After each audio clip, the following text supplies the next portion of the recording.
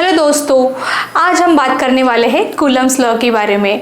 Coulomb's law हमें ये बताता है कि इलेक्ट्रिक चार्ज एक दूसरे को अट्रैक्ट या रिपेल कैसे करते हैं। चलो समझते हैं सिंपल एग्जांपल के साथ। सोचो तुम्हारे पास दो बॉल्स है, एक पॉजिटिव चार्ज वाली और एक नेगेटिव चार्ज वाली।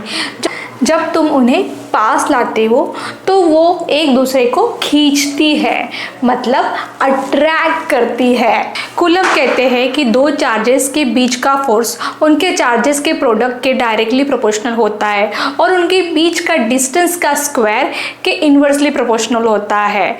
यह है कूलम्स लॉ का बेसिक फॉर्मूला, मतलब force equals to Coulomb constants into Q1 Q2 divided by R square. मतलब force F equals to force between charges.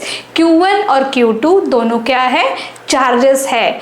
R है उनके बीच का डिस्टेंस और K है कूलम्स कांस्टेंट। अगर तुम चार्जेस को डबल कर दो तो फोर्स भी डबल ही लगेगा। अगर आप डिस्टेंस को डबल कर दो तो फोर्स 1/4 हो जाता है। मतलब जितना दूर जाओगे उतना फोर्स कम होगा। वो कहते हैं ना, लॉन्ग डिस्टेंस नेवर वर्क, बिल्कुल ऐसे ही इसी कंसेप्ट में यूज होता है वो। तो दोस्तों, कूलम लॉ हमें ये समझाता है कि चार्जेस एक दूसरे के साथ कैसे बिहेव करते हैं।